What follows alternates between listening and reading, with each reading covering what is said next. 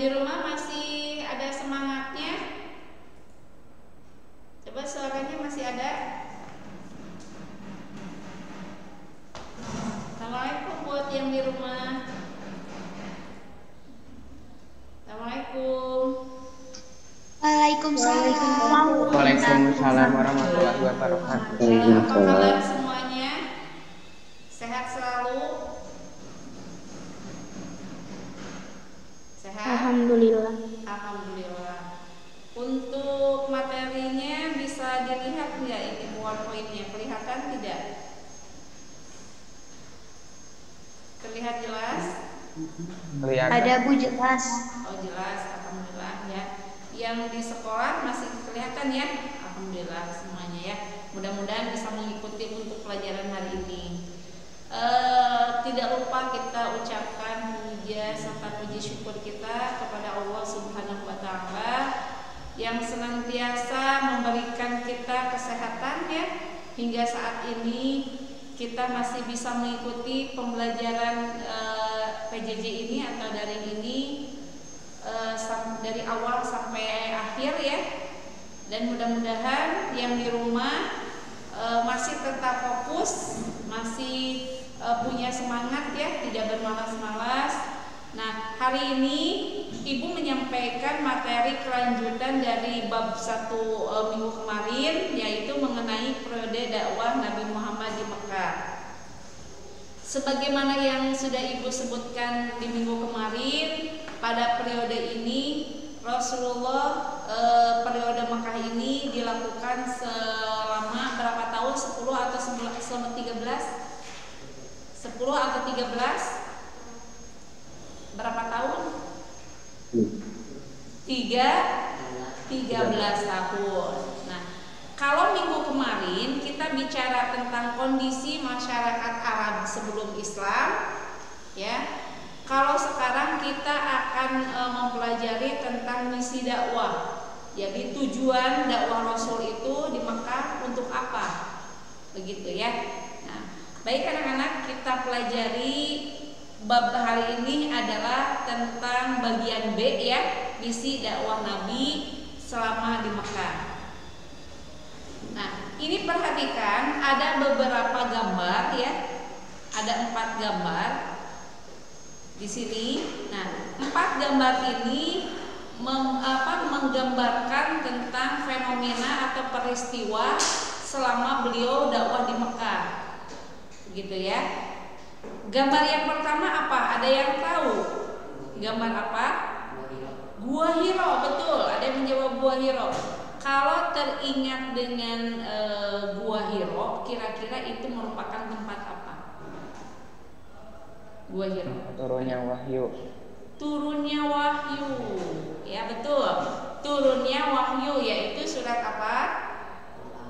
Al-Alaq. Betul, 1 sampai 5. Ya. Nah, di Gua Hiro inilah Rasulullah pertama kali mendapatkan wahyu. Tapi sebelumnya Rasulullah tidak pernah tahu kalau beliau akan mendapatkan wahyu. Taunya ketika melihat kondisi masyarakat Arab sebelum Islam yang kemarin kita pelajari ya, ada yang suka bermabuk-mabukan, berzina, mengubur anak perempuan hidup-hidup, peperangan dan lain sebagainya.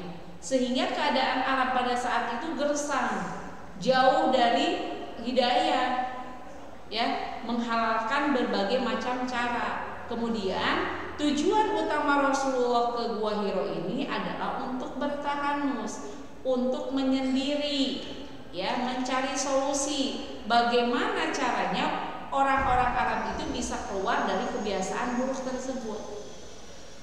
Konon kalau kita melihat dari Gua Hiro ini, ya, seluruh kota Makkah itu kelihatan kalau dari atas Gua Hiro.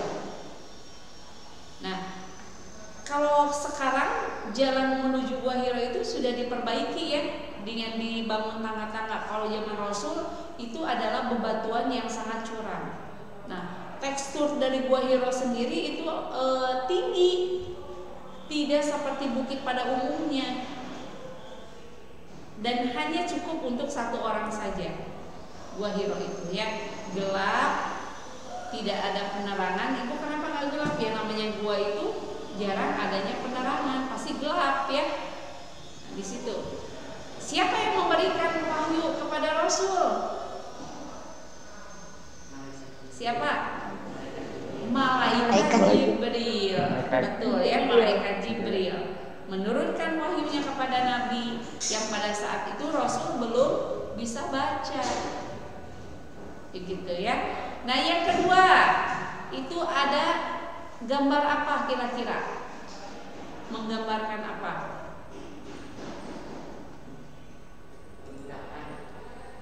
Sistem penyiksaan ya, perbudakan. Orang yang masuk Islam, dia tidak mau meninggalkan agamanya, maka oleh orang-orang Quraisy ada yang disiksa, dibunuh, ya, diboikot dan lain sebagainya. Itu adalah bentuk pemaksaan dari pihak orang Quraisy. Karena kenapa? Karena mereka takut agama mereka banyak ditinggalkan. Karena pada waktu itu budak-budak itu sangat banyak, bukan budak anak kecil ya di Sunda, tapi di situ hamba sahaya banyak sekali. Ketika Islam datang, mereka senang. Kenapa? Tidak ada status sosial di Islam, mau budak, orang kaya, orang miskin, semuanya sama, sehingga mudah diterima oleh kaum bawah. Terus ada juga Islam. Nah, itu nanti tuh akan mencapai kejayaan, kemenangan Islam itu ya. Terus ada sistem-sistem budak juga akan merdeka.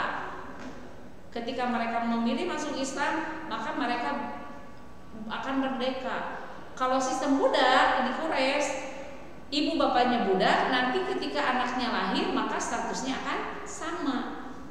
Tapi ketika mereka merdeka, maka tidak ada lagi yang dikatakan budak atau hamba sahaya. Mereka sama dengan kaum atau masyarakat pada umumnya. Begitu, ya. Kita lanjutkan di sini mengenai dakwah Rasul nih, dakwah Rasul. Nabi Muhammad diangkat menjadi nabi dan rasul. Ingat ya perbedaan nabi dan rasul. Ada yang nabi saja, ada yang rasul saja. Ada juga nabi dan rasul. Sebagaimana yang kita ketahui, jumlah nabi dan rasul yang harus kita imani, kita percayai berjumlah berapa? 25. Betul. Salah satunya ini adalah Nabi Muhammad. Beliau nabi dan rasul yang terakhir. Nah, nabi itu diberikan wahyu oleh Allah untuk dirinya sendiri. Tidak ada kewajiban untuk menyampaikan kepada umat.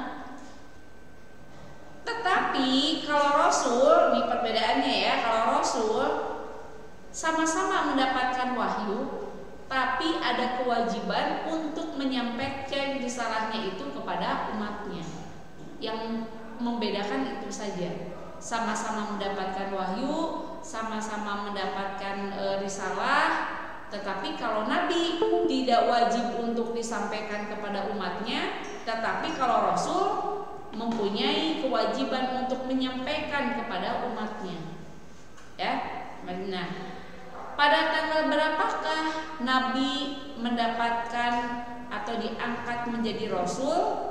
Yaitu pada tanggal 17 Ramadan, bertepatan dengan turunnya Al-Quran. Betul ya, sebelum hijrah atau 610 Masehi. Nah, beliau diangkat ketika bertahanus di Gua Hiro yang tadi kita jelaskan, yaitu sebuah gua di Jabal Nur yang terletak beberapa kilometer sebelah utara kota Mekah. Pengangkatannya ditandai dengan turunnya malaikat Jibril untuk menyampaikan wahyu yang pertama, yaitu surat Al-Alaq ayat 1-5. Coba ibu ingin Muhammad Ihsan Maulana. Assalamualaikum.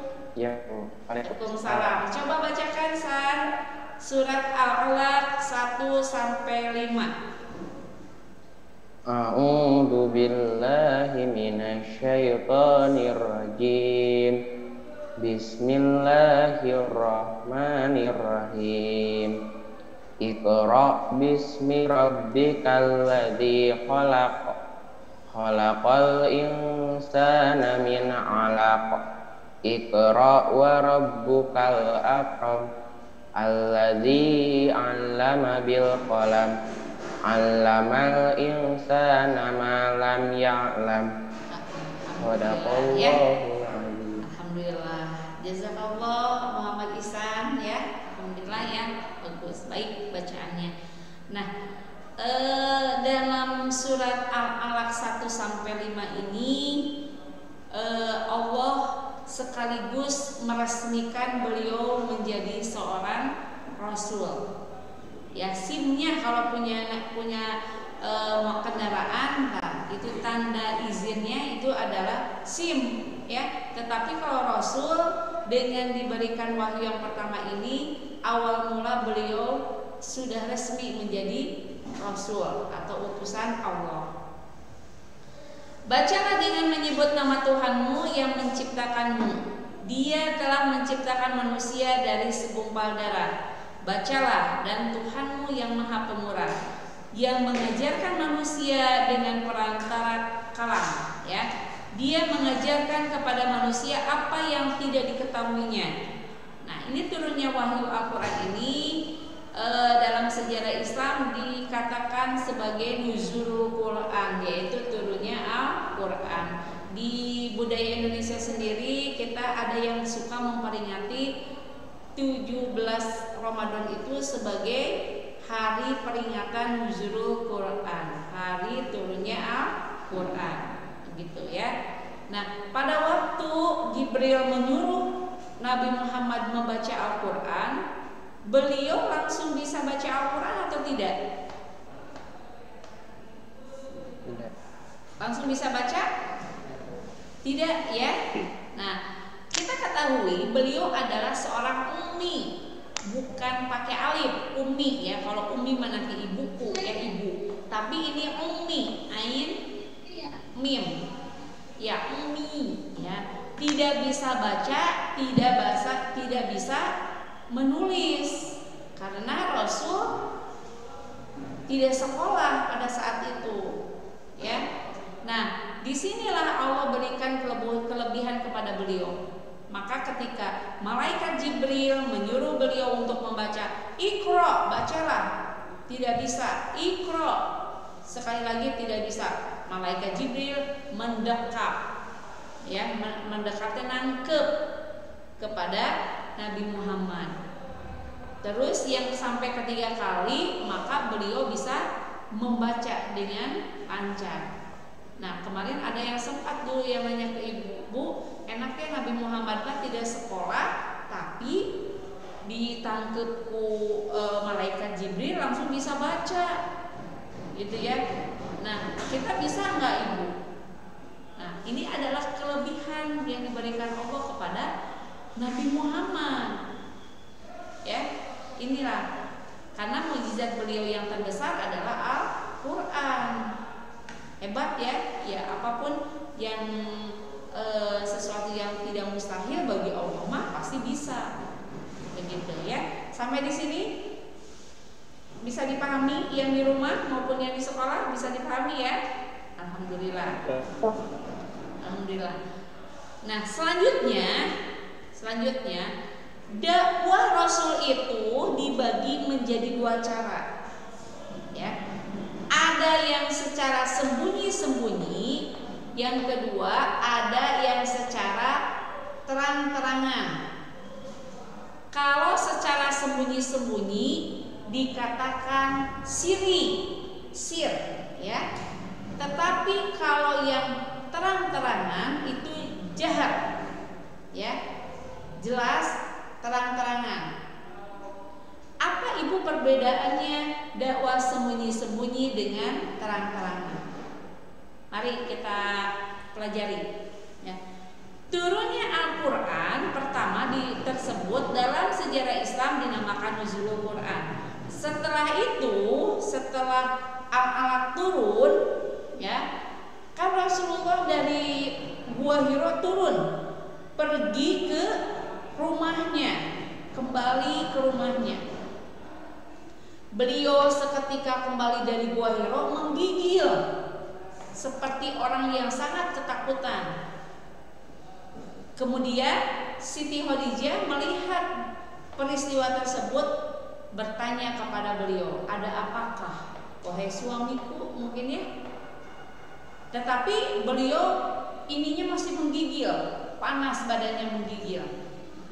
Maka pada saat itu saudara Khadijah yang bernama Waraqah bin Naufal, beliau adalah seorang ahli kitab ya, yang beragama Nasrani, menjelaskan bahwa dalam kitab tersebut dijelaskan akan ada seorang nabi akhir zaman ya, dengan tanda-tandanya mirip dengan yang dimiliki Nabi Muhammad, dan menjelaskan kepada Khadijah bahwasanya suaminya itu yaitu Muhammad akan menjadi seorang rasul.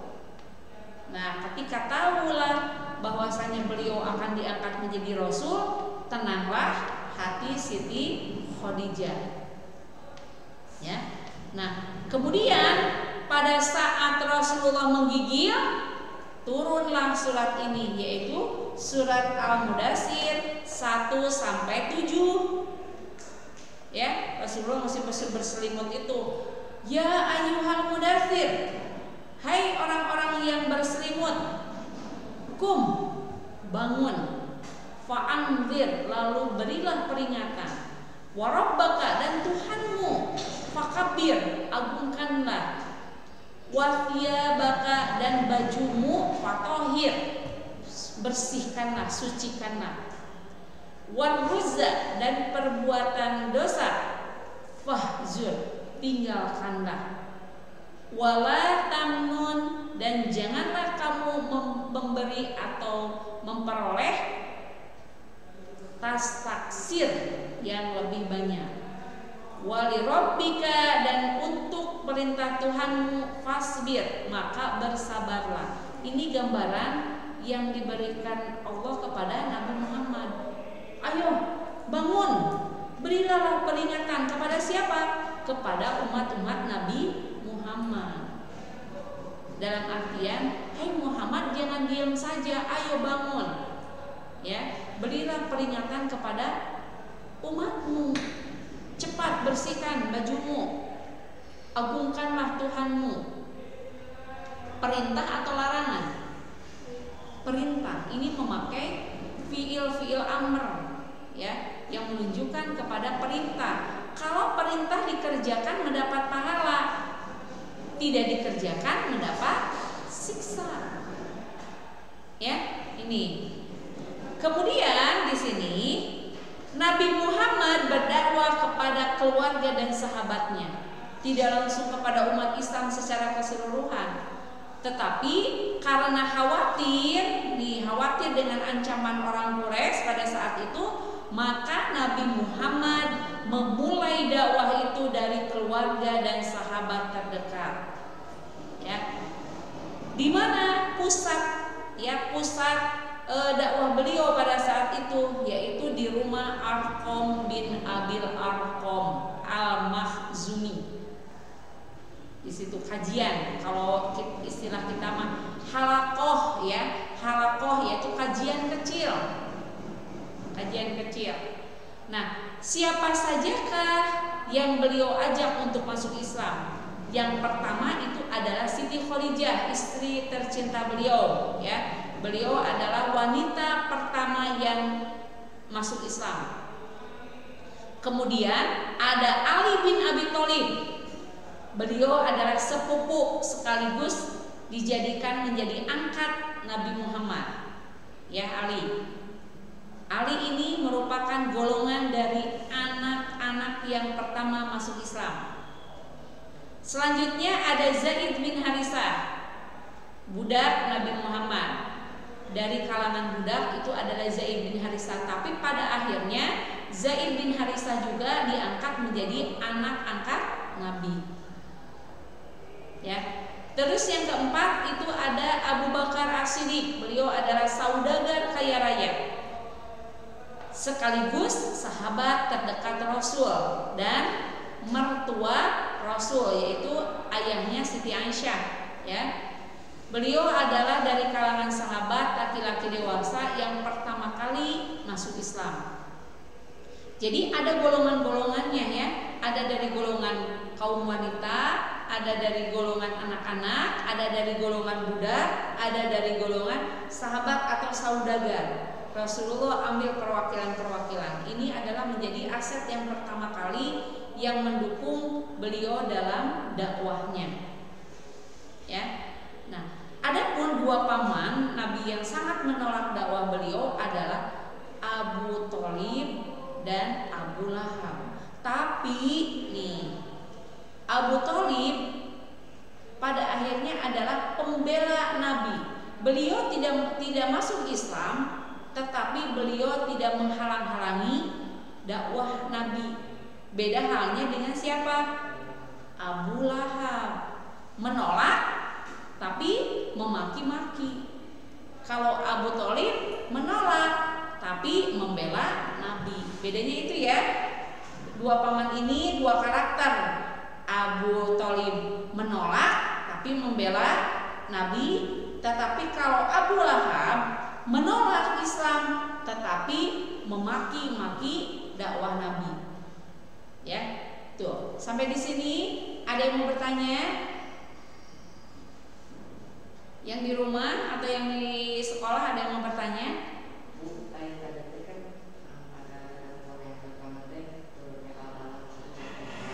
Gimana? Bentar, suaranya.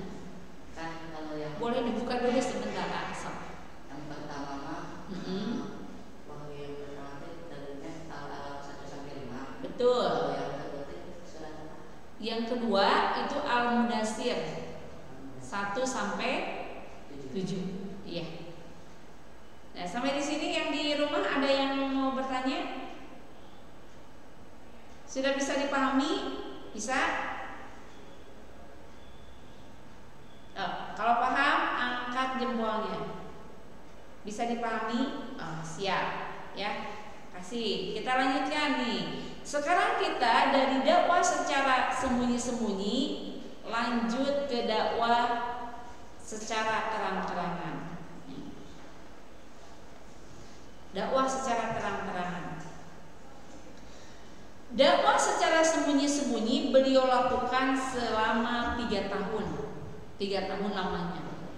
Mungkin bagi kita 3 tahun itu bukan waktu yang sangat sebentar, ya. Kita saja di masa pandemi ini hampir 2 tahun merasa waktu itu lama, ya, betul nggak? Betul, ya. Apalagi ini 3 tahun. Cukup lama juga, ya, 3 tahun. Kemudian turunlah surat Al-Hijr. Surat Al-Hijr ini adalah ayat yang memerintahkan untuk dakwah terang-terangan. Ayat berapa? 94. Apa bunyinya? Fasda bima tu'maru wa'arid anil musyrikin. Maka sampaikanlah oleh Muhammad secara terang-terangan segala apa yang diperintahkan kepadamu, dan berpalinglah dari orang-orang yang musyrik, ya, dari orang-orang yang musyrik. Ini menandakan Rasulullah harus sudah mulai dakwah secara terang-terangan. Maka, ya, yang beliau awali itu ketika ada perintah dakwah secara terang-terangan, beliau naik ke Bukit Sofa. Di sana beliau menyeru kepada seluruh umat yang ada di situ. Ada yang menerima, ada yang menolak, ya. Terutama ada pamannya di situ, yaitu Abu Lahab. Beliau menentang dan menyeru kepada Nabi Muhammad, "Hai Muhammad, celakalah engkau, ya. Sungguh engkau akan celaka. yang dilontarkan oleh paman beliau sendiri. Maka Nabi Muhammad tidak menjawab, tidak membalas. Allah lah yang membalas perbuatan Abu Lahab. Sampai saat ini Allah mengabadikannya di dalam surat Al-Lahab. Dibalikan, tabat siada abi lahabi buatan. Bukan Muhammad yang celaka, tapi engkaulah, hai Abu Lahab. Gitu ya.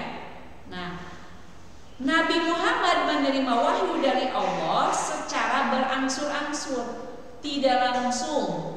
Nanti ada fataratul ayat ya. Jadi ayatnya itu turun secara berangsur-angsur, sedikit demi sedikit. Selama 13 tahun di Mekah, Nabi Muhammad menerima 4.726 ayat yang meliputi 89 surat. Makanya kalau kita lihat di Al-Quran, surat Makkiyah lebih banyak daripada surat Madaniyah. Ya, kalau Makkiyah surat yang diturunkan di Mekah, Madaniyah yang turun di Madinah. Ya, itu lebih banyak di Mekah. Dari 114 surat, 89 surat itu turun di Mekah. Ya, sampai di sini ada yang mau bertanya? Cukup? Ya, siap. Kita lanjutkan nih ya, dari dakwah secara sembunyi-sembunyi, dakwah secara terang-terangan, kita lanjut ke prioritas dakwah Nabi. Apa saja sih yang diprioritaskan dalam dakwahnya? Ya, yang diutamakan dalam dakwah Nabi itu apa saja? Yang pertama adalah mengajarkan ketauhidan. Tauhid itu adalah untuk menyembah kepada Allah yang Esa. Ya. Yang kedua, menegaskan bahwa hari kiamat sebagai hari pembalasan. Ini yang menjadikan alasan orang Quraisy kenapa dia tidak mau masuk Islam. Salah satunya karena takut di hari kiamat. Karena kalau agama-agama yang lain ketika meninggal, ya terputuslah amalnya, dia istirahat. Tidak ada hari pembalasan, hari penyiksaan dan sebagainya, tidak ada. Tetapi kalau di agama Islam itu pada saat meninggal kita di dalam kubur itu yang ada ada yang namanya azab kubur. Ya, ini belum nanti di yaumil akhirat. Di situ ada hari perhitungan atau hari pembalasan. Tetapi kalau di agama yang lain tidak ada. Jadi pada takut mereka. Yang ketiga adalah merubah perilaku jahiliyah, yaitu merubah sikap-sikap jahiliyah orang-orang Arab pada saat itu. Yang tadinya masih mabuk-mabuk atau minuman khamar. Nah, ketika Islam datang menyampaikan bahwasanya itu dilarang. Ya, terus melarang sesuatu memang yang diharamkan dalam Islam. Yang keempat adalah mengangkat dan melindungi hak asasi manusia. Ini ya, awal mula derajat kaum wanita diangkat yaitu pada masa Nabi Muhammad. Islam datang, derajat manusia diangkat setinggi-tingginya oleh Nabi Muhammad. Karena pada saat itu anak-anak, yang namanya kaum wanita, kaum perempuan dianggap rendah. Ketika lahir jenis kelamin perempuan, mereka malu akan celaan, wanita itu lemah. Kemudian mereka kuburlah. Begitu ya. Padahal yang melahirkan mereka laki-laki atau perempuan? Perempuan. Ibu mereka adalah perempuan. Maka Allah mengangkat derajat wanita. Ya. Jadi 4 ini adalah prioritas Nabi selama dakwah di Mekah. Mengajarkan ketauhidan, menegaskan hari kiamat sebagai hari pembalasan, mengubah perilaku jahiliyah, dan yang keempat melindungi dan mengangkat hak asasi manusia.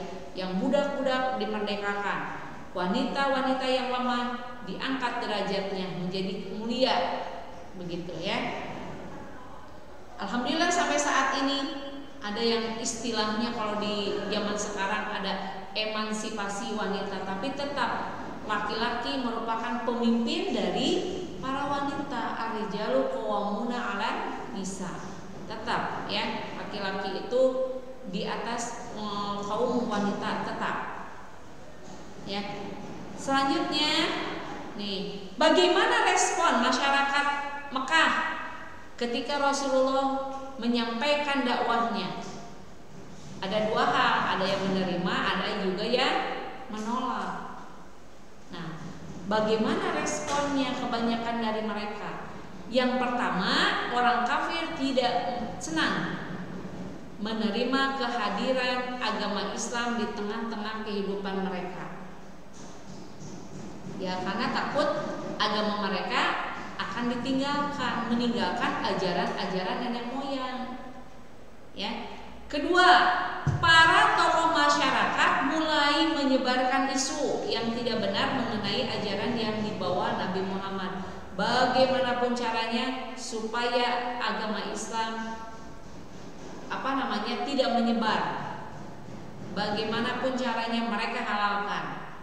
Ya, salah satunya adalah menyebar isu. Isu itu berarti kabar yang tidak baik, tidak benar. Kemudian pemimpin masyarakat Quraisy menjumpai Abu Thalib untuk membujuk agar bisa menghentikan dakwah mereka. Ya, dakwah Nabi. Hai Abu Thalib. Abu Thalib pada saat itu merupakan pemuka kaum Quraisy. Hai Abu Thalib, tolong bilang kepada keponakanmu hentikan dakwahnya. Ya, hentikan dakwah. Nanti kalau dia tidak bisa menghentikan maka akan berbuat yang keji. Diancam, ya, diancam. Nah, pemimpin Quraisy mengutus Utbah bin Rabi'ah untuk membujuk Nabi agar menghentikan dakwahnya dengan tawaran kekayaan kedudukan wanita. Jadi diiming-imingi, Nabi, kamu berhenti, nih, saya kasih kamu wanita, harta, dan tahta. Apakah Nabi Muhammad menerima? Menerima tidak? Tidak. Ya, disogok. Bahkan ke Abu Thalib juga, karena Abu Thalib itu dari segi ekonomi menengah ke bawah, ya, menengah ke bawah. Mereka berikan kekayaan yang sangat banyak, wanita yang sangat cantik, tetapi Abu Thalib juga sama menolaknya. Apalagi dengan Nabi Muhammad, tetap sama, yaitu menolak. Ketika bujukan-bujukan, rayuan-rayuan tidak berhasil, maka langkah yang terakhir mereka tempuh yaitu menyiksa atau penyiksaan dan pembunuhan. Baik itu pembunuhan, penyiksaan terhadap sahabat, ya, maupun kaum muslim yang sudah masuk ke dalam agama Islam. Disiksa, ya, bahkan konon sampai ada yang terbunuh. Kebayang, ya, kita agama Islam kemudian kita diancam, dibunuh supaya meninggalkan agama kita. Kalau ketahui dan kita kuat, maka kita akan tetap dalam agama kita, tapi resikonya kita disiksa ataupun dibunuh. Tetapi para sahabat tetap dalam keteguhannya. Ada yang lolos dari kematian, bahkan ada juga yang sampai meninggal. Banyak, ya. Tapi ini tidak menurunkan semangat kaum muslim. Justru mereka semakin tertantang. Ya, para sahabat yang lainnya bukan mereka ciut, mereka jadi patah patah semangat ingin keluar dari agama, tidak, tetapi keimanan mereka bertambah kuat. Ya, syahid katanya, mereka ingin syahid. Nah, siapakah tokoh-tokohnya? Nih, tokoh-tokoh yang diantaranya mendapatkan siksaan dari kaum kafir Quraisy. Nih, yang pertama adalah Bilal bin Rabah. Beliau adalah tokoh yang pertama kali mengumandangkan azan. Makanya di Indonesia orang yang suka azan dipanggilnya Bilal, ya, Bilal si tukang azan katanya ya. Nah, Bilal inilah, beliau adalah budak yang dimerdekakan oleh siapa? Abu Bakar. Beliau adalah budak Umayyah pada waktu itu. Disiksa ketika Abu Bakar melihat perjuangan Bilal yang tetap teguh dalam agamanya, kemudian dimerdekakan, dibeli dengan harga yang sangat tinggi oleh Abu Bakar. Ya. Kedua ada Yasir, ada Ammar bin Yasir. Jadi ayahnya berikut dengan anaknya, sekeluarga ini. Kemudian ada Sumayyah, istri Yasir, dari ibunya, anaknya, bapaknya, sekeluarga, ya, sekeluarga, yaitu ditusuk dengan lembing sampai terpanggang. Lembing, tahu lembing? Lembing itu tombak, ya. Kebayanglah itu kebiadaban orang-orang pada zaman dulu. Kemudian ada Habbar bin Ais, ya, semuanya dari para sahabat, ya. Ada Ummu Ubais, ada Zinnirah, Abu Fukaihah, ada An-Nadiyah, Ammar bin Furairah, dan Hamamah. Mereka menerima siksaan di luar batas kepri kemanusiaan, dipukul, dicambuk, tidak diberi makan, tidak diberi minum, ya. Kalau tidak diberi makan, diberi minum, masih apa ya? Mendingan. Ini sudah tidak dikasih beri makan dan minum, mereka juga dipukul. Dipukul mereka bisa bertahan, dicambuk, bahkan sampai ada juga yang dijemur, diterik panas matahari, yang mereka biarkan sampai terbunuh. Inilah ya penyiksaan kaum kafir Quraisy terhadap umat Islam pada awal-awal Islam datang, ya. Sampai di sini ada yang bertanya? Yang di rumah silakan, sebelum Ibu lanjutkan.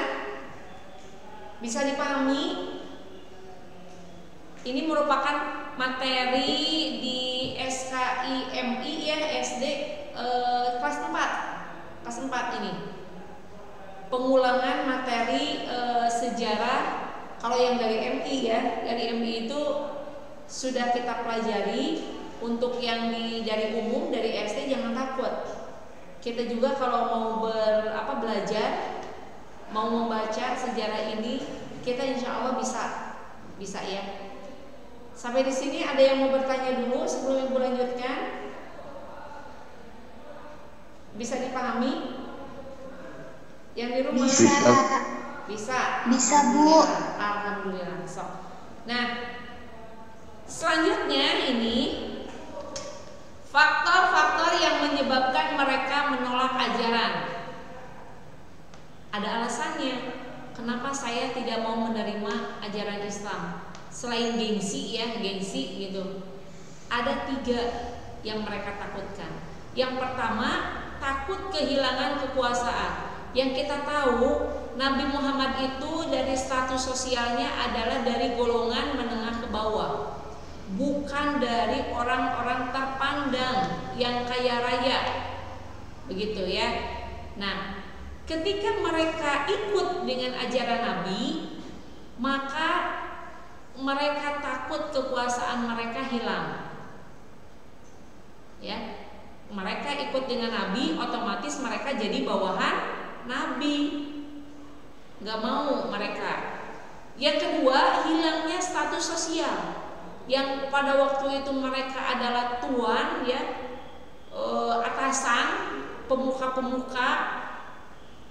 Ketika mereka gabung dalam Islam, yang dalam Islam itu tidak ada status sosial, budak maupun bangsawan, raja, semuanya sama. Berarti status mereka akan sama dengan budak mereka. Akhirnya mereka menolak. Nah, yang ketiga itu hilangnya perdagangan patung. Sedangkan pembuatan patung itu merupakan mata pencaharian mereka. Kalau mereka tinggalkan agama mereka, mereka hilanglah mata pencahariannya. Mereka tidak akan mendapatkan uang dari mata pencaharian tersebut. Tiga inilah yang menjadi faktor kenapa mereka menolak ajaran Nabi Muhammad. Sieun, ya. Nah, yang selanjutnya ini tantangan dan rintangan untuk Nabi beserta kaum Quraisy. Tantangan Nabi beserta kaum Muslim, ya, kaum Muslim. Yang pertama ini adalah adanya penghinaan, ancaman, siksaan terhadap Rasul. Jadi Rasul dari mulai berdakwah itu mulai banyak yang membenci. Kalau dulu dipuji-puji, ya, sekarang dibenci. Bahkan konon menurut sejarah ketika Rasulullah membuka pintu rumahnya, tiap hari itu tidak lepas dari sesuatu kiriman, baik itu kotoran, ya, di depan rumahnya, serpihan kaca, duri, ya, selalu ada. Bahkan yang jadi catatan buat kita, ya, saking sabarnya Rasul, ketika Rasulullah sholat, ya, beliau diberikan kotoran. Kotoran apa? Kotoran manusia. Sampai pada saat itu, ya, Fatimah nangis dan membersihkan kotoran ayahnya. Nah, kebayang ya kita lagi sholat ada yang ganggu, langsung emosi kita. Kita ada yang mubit, bahkan lagi sholat cubit lagi. Kita lagi sholat ada yang nyenggol, bagaimana? Senggol lagi, ya. Itu, tapi Rasulullah tidak. Alhamdulillah, masih bersyukur dan masih sabar. Inilah yang membuat greget orang-orang Quraisy. Kemudian penghinaan, ancaman, siksaan terhadap pengikut Rasul. Rasulullah tidak berhasil ke sahabatnya. Sahabatnya sama, ada yang siksa, dimaki, dicaci, bahkan ada yang dibunuh, sama. Kemudian ada bujukan harta, kedudukan wanita yang kita tadi jelaskan, ya, itu juga gagal. Membujuk Nabi untuk bertukar sesembahan dalam surat Al-Kafirun, ya, hei Nabi, saya akan menyembah Allah dengan syarat engkau juga menyembah sesembahan kami. Maka Allah turunkan surat Al-Kafirun bahwasanya aku tidak akan menyembah apa yang kamu sembah. Bagi kamu agamaku, bagiku agamaku, masing-masing. Begitu, ya. Terus membujuk dan memprovokasi Abu Thalib tadi, ya, yang datang kepada Abu Thalib, gagal itu juga. Menghasut masyarakat Mekah, betul, tapi sempat masih bisa diatasi, ya, diatasi. Yang selanjutnya pengasingan dan pemboikotan Bani Hashim dan Bani Muthalib. Ini selama 3 tahun umat Islam diboikot, ya, diboikot. Tidak boleh ada hubungan dari berbagai macam sektor, ya, tidak boleh ada perkawinan, tidak boleh ada transaksi, tidak boleh ada apapun, disendirikan. Bahkan kesulitan mereka untuk makan pun, pasokan makan gak ada. Konon sahabat pun sampai makan dadaunan. Untuk apa? Untuk mempertahankan hidup. Ya, jadi makan pun nggak dipikir enak enggaknya. Yang penting saya masih bisa bertahan. Itu. Tapi bisa berhasil dilalui masih. Ya, kuat-kuat umat Islam. Nah, yang terakhir mempengaruhi pimpinan negara-negara tetangga untuk menolak kehadiran Rasul. Salah satunya apa? Taif. Rasulullah datang ke Taif dengan Jais bin Harisah, tetapi dihasut, dipengaruhi. Hai Taif, kalau kamu menolong Rasul, menolong Nabi Muhammad, berarti kita tidak ada kerjasama lagi. Diancam sama orang-orang Quraisy. Yang pada akhirnya Taif pun menolak atau menerima. Menolak. Bahkan Rasulullah dilempari batu, ya. Udah nggak dicaci maki, dilempari batu dengan penolakan yang sangat sadis lah, segitu sampai pelipisnya Rasulullah sampai tidak bisa berjalan. Peristiwa Taif ini disaksikan oleh para malaikat, bahkan malaikat, hai Rasulullah, jika engkau izinkan akan kulempar gunung ini ke daerah Taif, saking nggak sopannya gitu ya. Tapi Rasulullah apa jawabannya? Jangan wahai malaikat, mereka tidak tahu. Sabar ya, sabar. Kalau kita lagi teraniaya, ada yang membela, bagaimana rasanya? Semangat ya. Oh, iya, sini saya bantu. Iya, senang. Tapi Rasulullah bukan seperti itu. Malah Rasulullah menolaknya. Nah, inilah salah satu cara Rasul Islam bisa berkembang di mana-mana. Ya. Yang terakhir, modal kesuksesan Rasul itu apa saja? Satu, sabar. Subhanallah, sabarnya subhanallah tiada batas Rasulullah ya. Sampai orang pun dijelaskan dalam sejarah kesabaran Rasul, banyak orang yang merasakan. Bahkan dari orang Yahudi, orang-orang yang menghina beliau sekalipun, beliau balas dengan kebaikan. Terus yang kedua, kegigihan dan keuletan, tidak pernah menyerah beliau ya. Lihat para atlet-atlet yang kemarin juara ya, patah semangat, tidak pernah patah semangat, langsung mereka terus bersemangat, tidak mau menyerah sebelum berusaha. Begitu juga dengan Rasul. Yang ketiga, berakidah yang kuat dan benar, tidak bisa digoyahkan. Sekaligus saya harus mati, beliau tidak pernah meninggalkan ajarannya. Sampai berdoa, ya Allah, jika Engkau hancurkan umat ini, jika Muslim ini mengalami kekalahan, siapa yang akan menyebarluaskan agamamu ya Allah dalam setiap peperangan ya. Makanya Allah memberikan pertolongan kepada umat Islam dalam berbagai peperangan.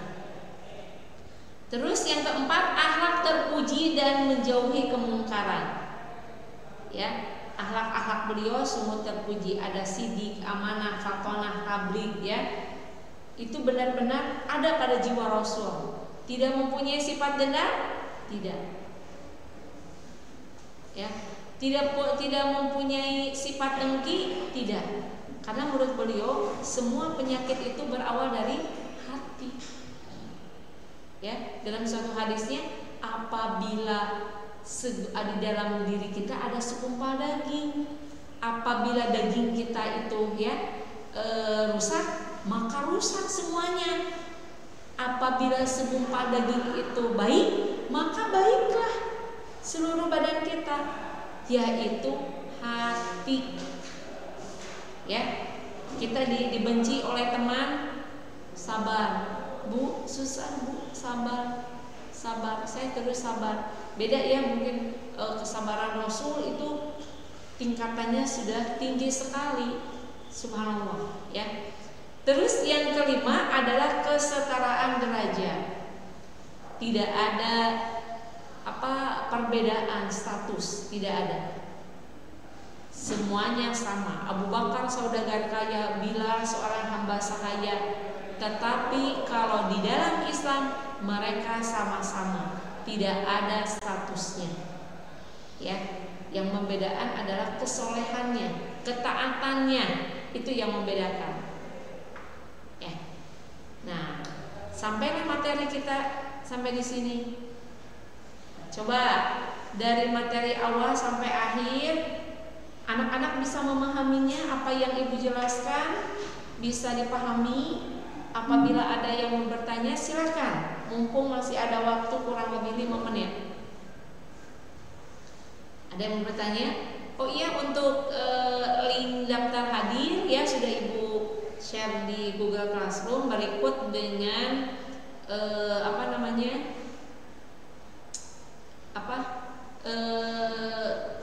file ya, file PowerPoint ini sudah ibu share. Nah, ini tugasnya hanya menjawab atau mengerjakan soal yang ada di PowerPoint aja ya. Soalnya ada 5, nanti anak-anak kerjakan di Google Classroom ya. Di Google Classroom seperti biasa, fotokan, nanti kirim lagi ke Google Classroom. Waktunya sampai jam 12 malam. Kenapa ibu nggak sampai seminggu? Kenapa ibu nggak sampai besok?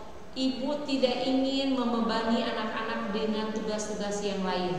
Ketika hari ini tugas selesai juga besok ada tugas baru lagi, supaya tidak menumpuk begitu ya anak-anak ya. Nanti masih ada waktu jam 12 malam, silakan, masih ada waktu. Daftar hadir juga insya Allah ibu selalu absen ya. Siapa yang datang-datang tetap ibu absen. Dan berikut nilai-nilai. Nanti akan ibu rekap siapa aja yang belum mengerjakan tugas-tugas di Google Classroom, akan ibu share kepada wali kelas nanti ya. Silakan rajin-rajin untuk melihat tugas-tugas semuanya. Baik, ada yang mau bertanya? Ini dari materi-materi ini. Soalnya ibu kalau mau nge-share dalam bentuk tulisan buku, ibu yakin anak-anak malas. Karena apa? Tulisan semuanya banyak. Nah, kemarin ada masukan ibu, saya lebih suka pakai PowerPoint. Ya makanya ibu pakai PowerPoint. Nah, kenapa ada tugas anak-anak untuk mencatat? Karena apa? Dengan mencatat itu anak-anak menyimpan memorinya di dalam kepala. Ya, otomatis dibaca. Kalau tidak ditulis, hanya merangkum yang penting-pentingnya saja, tapi bukan berarti menulis garis besarnya. Kemarin masih ada lihat tema, judul-judulnya saja yang ditulis. Nah itu ya, nanti ibu lihat itu satu-satu. Begitu ya anak-anak sekalian. Nah silakan, siapa yang mau bertanya? Cukup?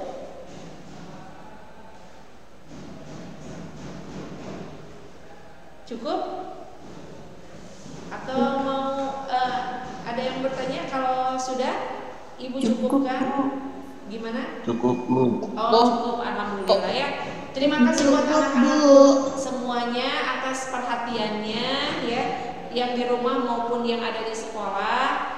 Mudah-mudahan ilmu dalam sejarah ini bisa memperkuat keimanan kita, dapat menambah wawasan kita terhadap agama kita ya. Minimal kita tahu kita beragama Islam, tapi kita juga harus tahu sejarah Islam zaman dulu dari mulai munculnya Islam itu seperti apa. Mudah-mudahan ini bisa menambahkan keyakinan kita, keimanan kita terhadap Allah Subhanahu wa taala. Amin ya. Dan menjadikan kita menjadi orang-orang yang saleh insyaallah ya. Cukup sekian dari ibu, mohon maaf apabila banyak kekurangan dalam penjelasan. Aku qouli hadza wa astaghfirullah li wa lakum. Wassalamualaikum warahmatullahi wabarakatuh. Waalaikumsalam warahmatullahi wabarakatuh. Waalaikumsalam. Waalaikumsalam. Kalau yang bekal boleh minum dulu. Udah lumayan, agak 3 3 jam dulu ya, ibu sejam ini aja udah iya no cangkel.